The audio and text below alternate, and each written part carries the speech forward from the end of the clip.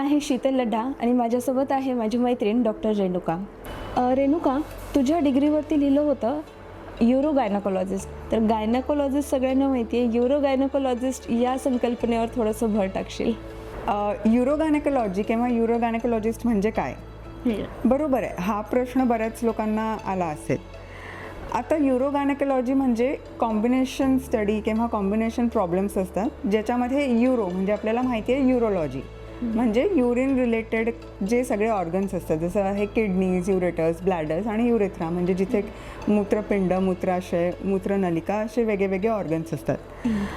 आता ह्युमन बॉडीमध्ये जे युरिन स्टोरिंग ऑर्गन्स असतात, ज्याला आपण ब्लॅडर म्हणतो, आणि युरिन बॉडीच्या बाहेर जाताना जो पाईप असतो ज्याला आपण युरिथ्रा म्हणतो, या दोन गोष्टी गर्भाशयाच्या अगदी निगडीत असतात, अगदी जवळ प्लेस केलेल्या असतात. ओके. तर गर्भाशयाला जेव्हा काही चेंजेस होतात ते चेंजेस पुढे युरोलॉजिकल सिस्टीम म्हणजे आपल्या ब्लॅडरला आणि युरिथ्राला सुद्धा अफेक्ट करतात. ओके. आता फॉर एक्झाम्पल ब्लॅडर आणि युरिथ्रा म्हणजे ज्याच्यामध्ये युरिन स्टोअर होते आणि युरिन बाहेर जाते, हे दोन ऑर्गन्स.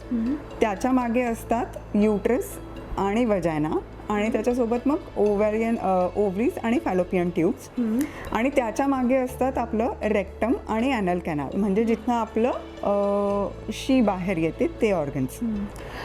आता हे जी सगळी संकल्पना आहे, पेल्विस नावाचं आपलं बोन असतं, त्या बोनमध्ये या तीन गोष्टींना कंपार्टमेंट वाईज प्लेस केलेलं असतं ॲनाटमीच्या हिशोबाने. तर जसं आपण लहान बाळाला झोपायला झोळी बनवतो आणि झोळीत लहान बाळाला ठेवतो, तर आपल्या पेल्विस म्हणजे जे कमरेचं हाड आहे, त्या कमरेच्या हाडांना अँकर म्हणून तिथे आपल्या फेशियाची झोळी बनवली आहे. फेशिया म्हणजे बॉडीमधला असा टिश्यू असतो जो थोडा टफ असतो, आणि त्याला मऊ करायला मग आपण तिथे मसल्स लावतो, म्हणजे त्याला स्ट्रेंथ पण मिळते, ते मऊ पण होतं. तर असं तिकडचं सगळं मांसपेशी ज्या आहेत त्या बनलेल्या आहेत. तर तसं झोळीमध्ये समजा आपण एका बाळाच्या ऐवजी आपल्याकडे तिळे झाले, 3 बाळं असले आणि सोबत त्यांना झोपवलं, तर कशी त्या झोळीची रचना होईल ना, तसं सेम युरिनरी ब्लॅडर, युरिथ्रा, युट्रस आणि वजाना आणि मागे रेक्टम आणि ॲनल कॅनल असं तिथे प्लेसमेंट केलेलं असतं. तर आता बघा, नॉर्मली जर आपण बघितलं तर आपलं जे गर्भाशय असतं ना, ते असतं 35 ग्रॅमचं. ओके. फक्त 35 ग्रॅमचा छोटासा ऑर्गन असतो. आणि जेव्हा बाळंतपण होतं, जेव्हा प्रेग्नन्सी राहते, तेव्हा कमीत कमी ॲव्हरेज बाळाचं वजन असतं 3.5 किलो. तर 35 ग्रॅमपासनं 3.5 किलोपर्यंत मोठा होतो. आता जो तिथला नॉर्मल फेशिया आहे त्याला तर सवय 35 ग्रॅम पकडायची आहे, हो की नाही? बरोबर. आता या 3 बाळांपैकी एक बाळ एवढं मोठं झालं तर उरलेल्या 2 बाळांना जागा मिळेल का? नाही, होईल, अपुरी होईल. मग त्यांना एकमेकांना ढकलून बसावं लागेल आणि ते वजन वाढेल तर झोळीला पण त्रास होईल, झोळी पण फाटायला लागेल, तिला कुठेतरी फायबर्स जे असतात ते ताणल्या जातील. तर सेम आपल्या बॉडीमध्ये पण होतं.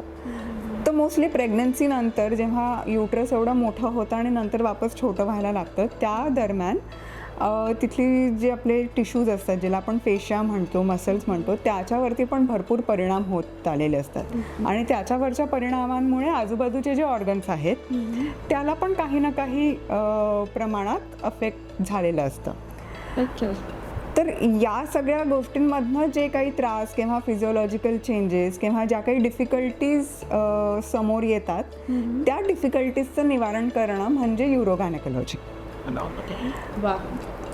तर आता युरो गायनेकोलॉजीमध्ये मोस्टली कोणते प्रॉब्लेम्स आपल्याला समोर येतात, तर डिलिव्हरीनंतर बरेचदा युरिन लीक होतोय असं वाटतं, म्हणजे खोकल्यावर, जड उचलल्यावर, कधी कधी युरिनचे काही थेंब गळून गेले आहेत का असं वाटायला लागतं. किंवा कधी कधी सेम आपल्या शीसोबत होतं, असं वाटतं की शीवरती कंट्रोल नाही राहिलेला, पटकन काही उचलायला गेलं, थोडं पण वजनदार पोटावरचा दाब वाढला तर शी लीक होते आहे का, किंवा युरिन लीक होते आहे का.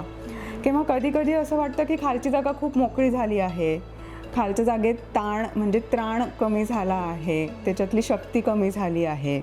किंवा कधी कधी असं वाटतं की या जेवढं प्रेग्नन्सीचं वजन होतं त्या वजनामुळे आजूबाजूच्या ज्या त्याला जोडून ठेवणाऱ्या, पकडणाऱ्या ज्या मांसपेशी होत्या त्या वीक झाल्या आणि माझं गर्भाशयच खाली खाली येत आहे का. खाली ओटीपोटात बरेचदा खूप जडपणा वाटायला लागतो. कधी कधी युरिनला जातो आपण करायला आणि होत नाही आणि मग नंतर थेंब थेंब होत राहते किंवा सेम इज विथ संडास होणे. तर हे जे सगळे प्रॉब्लेम्स असतात ना, हे सगळे युरोगायनेकोलॉजीच्या डोमेनच्या खाली येतात. आता हा झाला प्रेग्नन्सी रिलेटेड जो सगळा प्रॉब्लेम आहे तो. जेव्हा प्रेग्नन्सी नसते आणि वय व्हायला लागतं, रजोनिवृत्तीचं वय येतं, मिनोपॉझल एज येतं, त्याच्यामध्ये जे एक हॉर्मोन्सचं कमी जास्त प्रमाणात हे होतं, तर हॉर्मोन्सचा आपल्या कमरेच्या हाडांवर, तिथल्या मांसपेशियांवर, तिथल्या फेशिया टिश्यूजवर फार मोठा परिणाम आणि इम्पॅक्ट असतो. तर जसं वय वाढतं, हॉर्मोनल लेवल्स बदलत जातात, तसं तसं पण या टिश्यूजचं जे स्ट्रेंथ असतं ते कमी जास्ती व्हायला लागतं. आणि हे जे सगळे प्रॉब्लेम्स आहेत, जसं आपण ऑलरेडी डिस्कस केलं की युरिन लीक होणं किंवा खाली अंग सरकणं असं वाटणं किंवा खालची जागा फार ढिली पडली आहे, आता तिथे त्राणच नाही राहिला असं वाटणं, तर या सगळ्याचं हिलिंग खूप स्लो व्हायला लागतं. एक गोष्ट जी आपण विसरलो बोलण्याचं ते म्हणजे फिशुलाज होणं. म्हणजे कधी कधी कोणत्या सर्जरीच्या कॉम्प्लिकेशनमध्ये किंवा कधी कधी पोस्ट डिलिव्हरीसुद्धा फिशुला म्हणजे भगंदर होऊ शकतात. आता भगंदर आणि फिशुला हे युरिथ्रा किंवा ब्लॅडर आणि वजायना म्हणजे संबंधाची जागा यात होऊ शकतात, किंवा रेक्टम म्हणजे शीची जागा आणि योनी मार्ग याच्यात होऊ शकतात. त्याला आपण वेसाइकोवेजिनल फिशुला म्हणू शकतो किंवा मग रेक्टो वजायनल फिशुला सुद्धा म्हणू शकतो.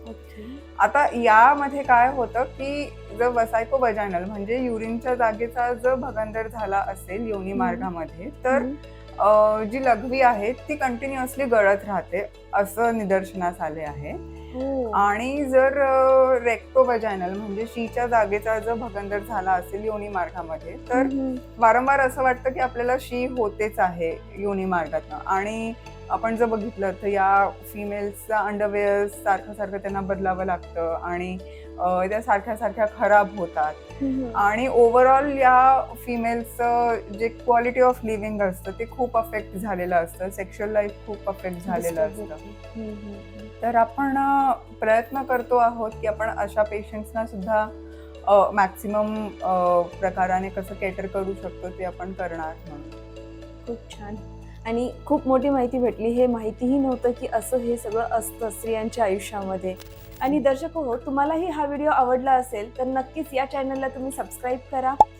खाली व्हॉट्सअप नंबर दिलेला आहे, त्याच्यावरती तुम्ही आम्हाला कॉन्टॅक्ट करा आणि तुमच्या प्रश्नांची उत्तरं जाणून घ्या आणि आम्हाला सोशल मीडियावरती फॉलो करायला नक्कीच विसरू नका. नमस्ते.